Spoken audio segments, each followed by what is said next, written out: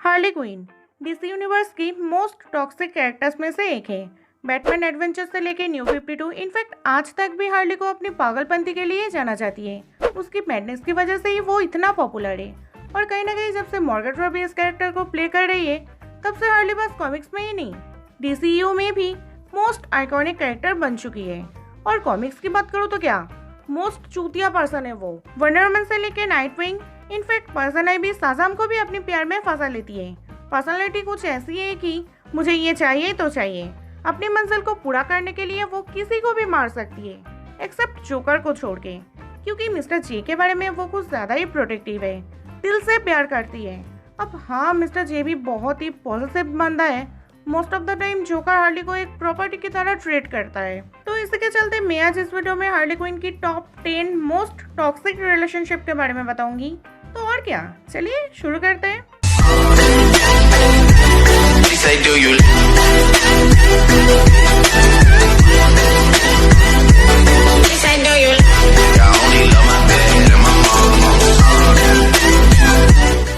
Wonder woman की बात जब हो तो प्रिंसेस डायना से ही स्टार्ट करते हैं। पर्सनालिटी कुछ ऐसी है कि हार्ली की male female super hero super villain के साथ साथ डायना के साथ भी, मतलब मैं ना अभी भी ये सोचती हूँ कि कैसे, क्यों, मतलब सीधा हमारे wonder woman little black book story line में हार्ली वंडर वुमन के लिए काफी ज्यादा काइंड हार्टेड बन गई थी। इनफैक्ट हार्ली को जब ये पता चलती है कि आगे जाके डायना खतरे में पड़ सकती है या फिर अभी भी खतरे में ही है, तब हार्ली उसको प्रोटेक्ट करने के लिए अमेज़न अपार्टमेंट में पहुंच जाती है। उसके बाद डायना के ड्रेस में फाइट और जो कुछ भी किया उसके थ्रू डायना को जब ये पता चलती है कि हार्ली यहाँ पे कोई नेगेटिव मोटो लेके नहीं आई, तब वंडर वुमन हार्ली की साइड ही लेती है, उसकी हेल्प करती है। ओवरऑल दोनों के बीच हमें एक स्वीट बॉन्डिंग देखने को मिलती है। अभी वंडर वुमन को छोड़ के नंबर 2 की तरफ बढ़ते हैं। तो नंबर 2 में है नाइटविंग। साला सही में थर्ड की लौंडा है और कहीं ना कहीं हार्ली अपनी अट्रैक्टिव लुक से ही उसको फंसा लेती है, स्पेशली कलरफुल ड्रेस। अब ये भी तो सही है ना, जिंदगी में कलर हो या ना हो, Harley's look is too much attractive. Gotham city में नाइटविंग जब हार्ली को ढूंढ पाते हैं उसके बाद और क्या, एक बार मौका मिला, नाइटविंग क्या छोड़ देगा? नहीं ना, हार्ली को सीधा ले जाते हैं बिस्तर पे। देन समझ रहे हो ना, बैटमैन एंड हार्ली क्विन और bad girl animated killing joke movie में भी हम नाइटविंग और हार्ली क्विन के एक अच्छे खासे रिलेशन, साला ब्लाफ सेक्स सब कुछ हो गया रिलेशन। इसके बाद नंबर 3 में जो है ग्रीन लैंटर्न। कहानी है Harley's little black book story line की। हम यहाँ पे हार्ली को रेड लैंटर्न के साथ भी देख सकते हैं। इनफैक्ट हार्ली क्विन और हल जॉर्डन एक साथ विलेन के अगेंस्ट फाइट भी कर चुका है। विलेन को हराने के बाद ग्रीन लैंटर्न हार्ली को किस भी करता है। फिर हार्ली क्विन बताती है, hey I know you love it but now I am so hungry. ये बोल के हार्ली वहाँ से निकल जाती है। तो अभी नंबर 4 में जो है पावर गर्ल एके गारा जोरेल। पहली बात ये है कि Power Girl Birds of Prey की मेंबर है। डीसीयू में भी इसको इंट्रोड्यूस करना चाहिए ना, विथ ट्रेडिशनल कॉस्ट्यूम। खैर छोड़ो, अभी थड़कपन ज्यादा हो रही है। अभी इसको छोड़ के सीधा मुद्दे पे आते हैं। तो कहानी है 2014 की हार्ली क्विन न्यू 52 कॉमिक की। हार्ली को जब पावर गर्ल मिलती है उसके बाद मेसन विक्टोनी और हार्ली मिलके पावर गर्ल को हार्ली के रूम पे ले जाते हैं। पावर गर्ल सेंसलेस थी। मेसन बताता है, मैं इसके सूट उतारने में मदद करूंगा। तभी विक्टोनी स्टेथोस्कोप लेके पावर गर्ल को चेक करने के लिए आते हैं। इन सब के बीच पावर गर्ल भी जाग जाती है। वो परेशान होके बताती है, व्हाट द फक, मैं कहाँ हूँ? हार्ली उसको बताती है, हे स्वीटी, हम तुम्हारी दोस्त हैं, कोई दिक्कत वाली बात नहीं है। फिर आगे जाके हार्ली पावर गर्ल की कॉस्ट्यूम उतार के अपनी मर्जी से एक कॉस्ट्यूम बना के उसको पहना देती है। फिर पावर गर्ल उससे ये पूछती है कि क्या मैं सच में एक सुपर हीरो हूँ? हार्ली उसको बताती है, हाँ बेबी, तुम एक सुपर हीरो हो, हमारी एक सुपर हीरो टीम है। देन दोनों मिलके एक साथ शॉपिंग मॉल में जाते हैं। हार्ली को तो उसके साइज के कपड़े मिल जाते हैं बट पावर गर्ल को नहीं मिलती। अब क्यों नहीं मिलती, आई होप कि आप समझ ही गए। इसके बाद पता नहीं कहां से आके स्पोर्ट्स मास्टर पावर गर्ल के चेस्ट पे गोली चला देता है। तभी हार्ली और पावर गर्ल मिलके उसको बहुत मार मारती है। तो ऐसे ही पावर गर्ल और हार्ली क्विन की दोस्त वाली रिलेशनशिप चलती है। अब वीडियो के इस पॉइंट तक आप आ ही गए तो पॉइजन आइवी और हार्ली क्विन की चुतियापंथी के बारे में भी थोड़ा जान लो। तो खुरापति कांड की शुरुआत होती है बॉम्बशेल्स इशू नंबर 42 से। इसमें फर्स्ट टाइम पॉइजन आइवी और हार्ली क्विन की किसिंग सीन हमें देखने को मिलती है। फिर आगे जाके हार्ली क्विन इशू नंबर 25, यहाँ पे भी हार्ली क्विन की बर्थडे पार्टी में पॉइजन आइवी उसको बहुत सारे गिफ्ट देती है। फिर उसके बाद उसको बताती है, you get your gift now. ये बोल के वो हार्ली क्विन को बहुत प्यार से किस करती है। हार्ली भी बताती है, thank you so much, you are so naughty and wonderful, never change. Harley Quinn और पर्सन आइवी को डीसी कॉमिक्स की मोस्ट ट्रोल बजिंग कपल बुलाया जाती है। पर्सन आइवी भी बहुत बार हार्ली को जोकर से बचाती है, फिजिकली और सिंबॉलिकली बोथ साइड से। जो भी है, अभी पर्सन आइवी को जाने देते हैं। तो नंबर 6 में है टेम्पेस्ट एके जोनाथन कार्माइकेल, शॉर्ट फॉर्म में जोश। तो कहानी है बैटमैन इशू नंबर 570 और डिटेक्टिव कॉमिक्स इशू नंबर 737 की। अब गाइस यहाँ पे एक बात बता देना चाहती हूँ कि हार्ली के साथ जब जोश की मीटअप हुआ था तब Harley Quinn already Mister J I mean Joker की गर्लफ्रेंड है। तो हार्ली को जोश जरा से भी पसंद नहीं थी, मतलब हाँ भाई जबरदस्ती का प्यार। तो कहानी कुछ इस तरीके से स्टार्ट होती है कि जोकर जोश को जब एक प्रिजन में पाते हैं तो मिस्टर जे के साथ हार्ली भी थी और उसको देखते ही जोश प्यार में गिर जाते हैं। फिर वही अपना टेक्निक अप्लाई जोश हार्ली को बताता है, हे I was just getting something downstairs and I thought I did come up see if there was anything you needed. Harley उसको बताती है, I've got just about everything I need. फिर जोश Harley को तभी कस के पकड़ के बताता है, I know one thing you still haven't got. Come on Harley, you know you need a boyfriend. Harley जोश को बताती है, Already I have a boyfriend. वो जोकर के बारे में सब कुछ बता देती है, बट जोश मानते ही नहीं।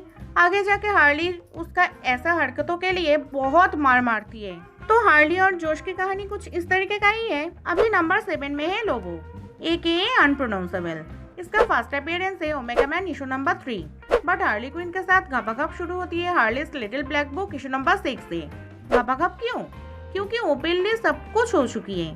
तो एक दिन हार्ली ने लोबो को देख ली, वो भी एक पूल में, और देखने के बाद हार्ली की रिएक्शन, मतलब हार्ली को देख के ऐसे लग रही थी कि मिली उसको कुछ तो मिली, अब सब कुछ करके ही छोड़ेगी।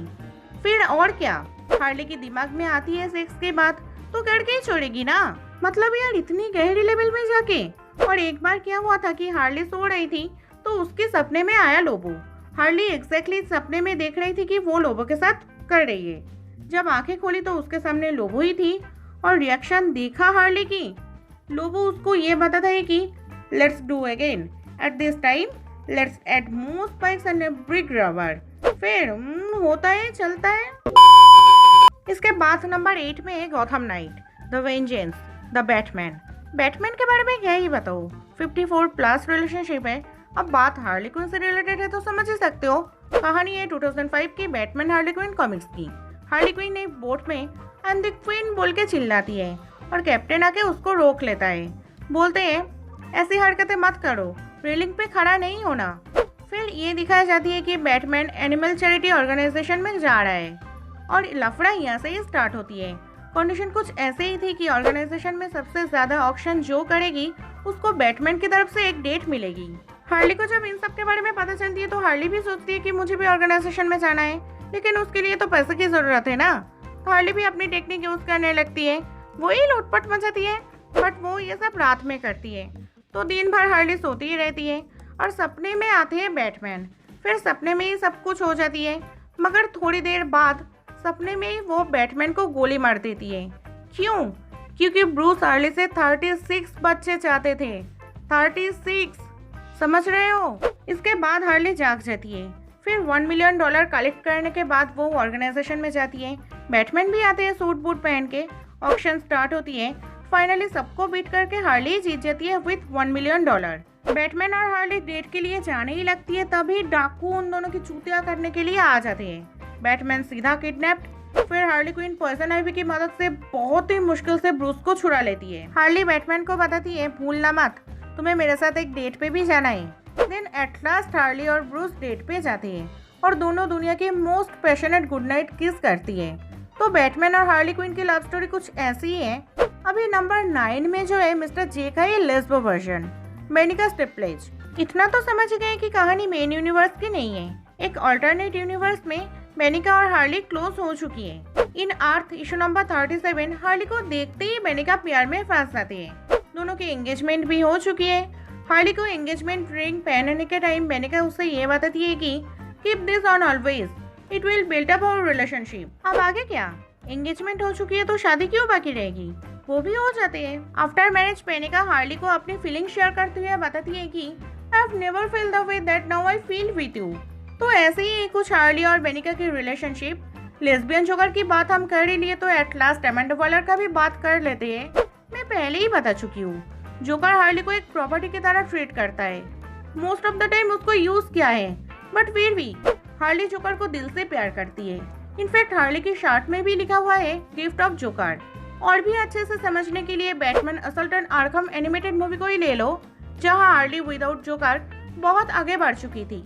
सच में वो जोकर से काफी ज्यादा नफरत करती है, बट एक मिशन के थ्रू जब हार्ली जोकर से मिलती है तब हार्ली को फिर से पास्ट की याद आने लगती है। और ऐसी सिचुएशन में इमोशंस को कंट्रोल करना मुश्किल ही नहीं, नामुमकिन बन जाती है। तो हार्ली गार्ड निकल के जोकर की तरफ शूट करने लगती है मिस्टर जे को छुड़ाने के लिए। फिर आगे